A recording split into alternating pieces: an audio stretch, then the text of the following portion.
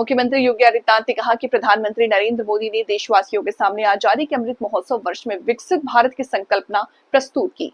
वर्ष 2047 में ये देश जब अपनी आजादी का शताब्दी महोत्सव मना रहा होगा, उस समय हमें कैसा भारत चाहिए। ये संकल्प केवल देश की सरकार का नहीं बल्कि 140 करोड़ भारतवासियों का संकल्प है। इस दृष्टि से विकसित उत्तर प्रदेश @2047 अभियान के साथ हम सभी को जुड़ना है। @2047 अभियान के अंतर्गत आयोजित अभिमुखीकरण कार्यशाला का उद्घाटन करने के उपरांत अपने विचार व्यक्त कर रहे हैं। इस अवसर पर उन्होंने समर्थ उत्तर प्रदेश पोर्टल को लॉन्च किया। 25 करोड़ जनता को भागीदार बनाने का संकल्प सीएम योगी ने कहा, हमारी मंशा है विकसित उत्तर प्रदेश @2047 अभियान में यूपी की 25 करोड़ जनता को भागीदार बना सके। इसके लिए सभी प्रबुद्ध जन का सहयोग युवाओं का जागरूक करने तथा इस अभियान को आगे बढ़ाने की दिशा में महत्वपूर्ण है।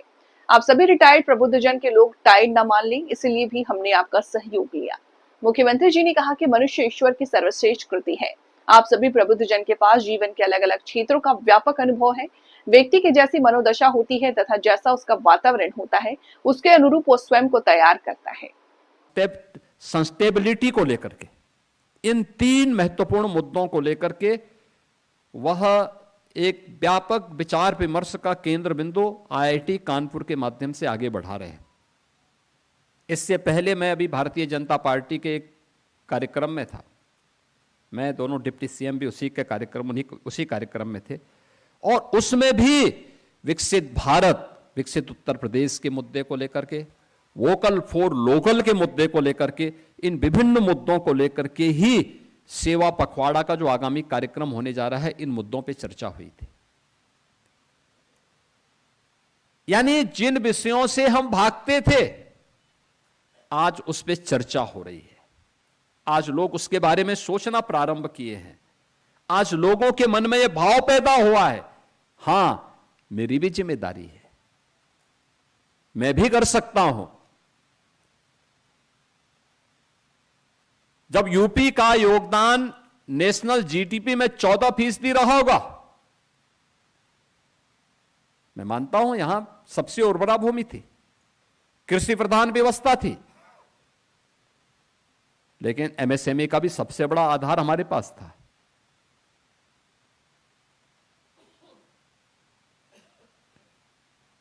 सर्विस सेक्टर में हमारे पास यहां पे टूरिज्म के, स्पिरिचुअल टूरिज्म के, इको टूरिज्म के, हेरिटेज टूरिज्म के बेहतरीन केंद्र थे। हम भूल गए, सब विस्मृत हो गए। कृषि के क्षेत्र में क्या होना है, आज आप देखते होंगे कितना अंतर आ गया था। किसान आत्महत्या कर रहा था, यहां पे यही यूपी है। अन्नदाता किसान आत्महत्या करने के लिए मजबूर था। यहां का एमएसएमई सेक्टर बंद हो गया था। वहां पर कार्य करने वाले कारीगर और हस्तशिल्पी पलायन करने के लिए मजबूर हो गए थे। उत्तर प्रदेश जो शिक्षा का एक केंद्र माना जाता था, वह आप याद करिए 1947 में, और उसके बाद जब राज्यों के पुनर्गठन हुए थे, अलग अलग राज्यों को बनाया गया था, उसमें बहुत सारे राज्यों में, यानी कई राज्य ऐसे थे जिसमें शिक्षा के लिए शिक्षक उत्तर प्रदेश से गए थे। उत्तर प्रदेश से आज भी जब मैं मध्य प्रदेश में जाता हूं, राजस्थान में जाता हूं, हरियाणा में जाता हूं, या फिर नॉर्थ ईस्ट के तमाम राज्यों में जाता हूं, तो मुझे विशुद्ध हिंदी बोलते हुए दिखाई देते। मैं पूछता हूं, भाई आप कहां के रहने वाले हैं, कैसे? तो कहते साहब उत्तर प्रदेश से हमारे पूर्वज आए थे। मैं कहता हूं कब आए थे? वो कहते साहब 1947 में देश की आजादी के बाद जब ये राज्य बना तो शिक्षक नहीं थे, तो हम लोग वहां से शिक्षक के रूप में हमारे पूर्वज आए थे। अब याद करिए, उत्तर प्रदेश शिक्षा का एक केंद्र रहा होगा, और कब नहीं था? काशी तो है ही, काशी में सब होता था। और भी हमारे पास प्रतिष्ठित विश्वविद्यालय थे, शिक्षा के केंद्र थे। संपूर्णानंद संस्कृत विश्वविद्यालय के बारे में मैं एक दिन वहां गया था, वहां पे पांडुलिपियां को मैं देख रहा था। 1 लाख से अधिक पांडुलिपियां वहां पे हैं। 200 वर्षों का अपना इतिहास है संपूर्णानंद संस्कृत विश्वविद्यालय का। ठीक है, एक कॉलेज था, कॉलेज से बाद में उस विश्वविद्यालय बना। लेकिन हमने अपने गौरव और अपनी गरिमा को आगे बढ़ाने के लिए जो हमारा प्रयास होना चाहिए था, वह शिथिल क्या हुआ कि हम पिछड़ते गए और पिछड़ते पिछड़ते वहां तक पहुंच गए कि बीमार मानसिकता वालों ने उत्तर प्रदेश को ही बीमारू राज्य बना दिया। हर एक सेक्टर में बीमार, पहचान का संकट खड़ा हो गया। और पिछले 8 वर्ष की उत्तर प्रदेश की इस यात्रा से संबंधित एक पुस्तिका भी आपके हाथों में आई होगी, नहीं आई होगी तो यहां पे नियोजन विभाग आपको उपलब्ध कराएगा। दूसरा, इन 8 वर्षों में अगर हम उत्तर प्रदेश की जीडीपी को बढ़ाने में सफल हो सकते हैं, एसजीडीपी यूपी की बढ़ सकती है, कोई कारण नहीं कि ना हो, उत्तर प्रदेश में ना हो सकता हो, कोई अतिरिक्त प्रयास नहीं, वही टीम है, केवल सरकार तो बदली थी, बाकी प्रशासनिक टीम वही है। ठीक है, कुछ लोग नए भर्ती हुए होंगे, लेकिन लीड करने वाले तो वही टीम थी, काम करने वाली वही टीम थी, और उसी टीम ने कार्य करके दिखाया भी। जिस उत्तर प्रदेश में 13 लाख करोड़ की कुल जीएसडीपी थी, वह उत्तर प्रदेश आज इस वित्तीय वर्ष में 35 लाख करोड़ रुपए की अपनी जीएसडीपी के साथ, तेजी के साथ आगे बढ़ने वाला है। पर कैपिटा इनकम कितनी बढ़ी है, यह आप सबके सामने है। यानी हमने हर एक फील्ड में काम किया है, और मेरा मानना है कि यह संभावनाएं पहले भी थी। मुझे याद है कोविड कालखंड के दौरान, तब तक 2018 में हम लोग 1 डिस्ट्रिक्ट 1 प्रोडक्ट की योजना ला चुके थे, जिसके माध्यम से हम लोगों ने यहां के एमएसएमई की ब्रांडिंग की थी और उसको आगे बढ़ाया था, उसको टेक्नोलॉजी के साथ, उसे हम लोगों ने मार्केट के साथ, उसे डिजाइन के साथ जोड़ने का काम किया था। और हम लोग इस बात को मानते हैं कि इससे लोगों के मन में एक विश्वास पैदा हुआ।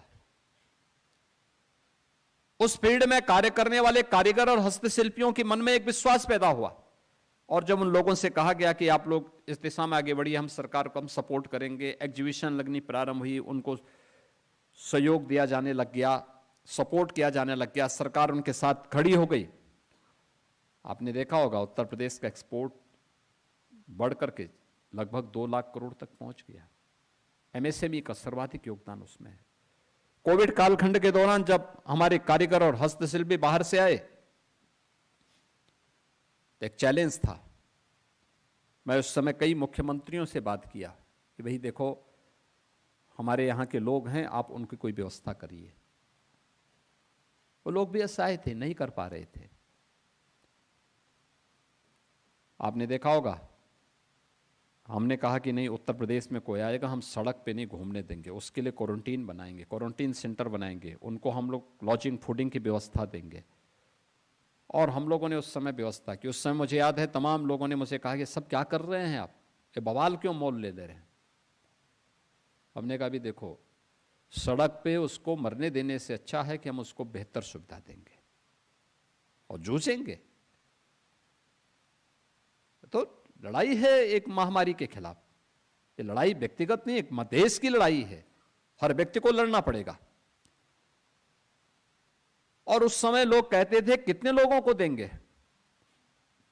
मेरे पास उस समय एक सज्जन का फोन आया, उन्होंने कहा कि ये सब क्या कर दिया आपने, कितने लोगों को आप व्यवस्था दे पाएंगे। मैंने कहा ये उत्तर प्रदेश से 2 करोड़ लोगों को रहने की व्यवस्था करेंगे, 2 करोड़ लोगों को। कहा कितने दिन तक खिलाएंगे। मैंने कहा भाई देखो, 3 वर्ष तक का राशन है हमारे पास, और हम खेती बाड़ी पर कोई असर कोरोना का नहीं पड़ना है, इसलिए मान के चलिए कि हर 1 वर्ष में हम 3 वर्ष का राशन पैदा कर देंगे। और इसलिए उत्तर प्रदेश में कोई आएगा तो कम से कम दाल चावल रोटी सब्जी खा लेगा, लेकिन सड़क पे उसको मरने नहीं देंगे।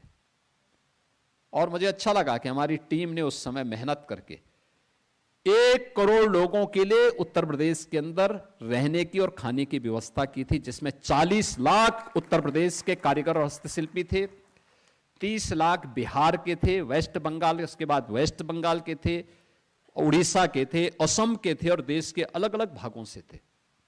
मुझे याद है जब मैं उसके बाद 6 महीने के बाद, लॉकडाउन के 6 महीने के बाद, कुछ दिनों के बाद, जब बिहार में इलेक्शन थे, मैं गया था एक जगह प्रचार करने के लिए।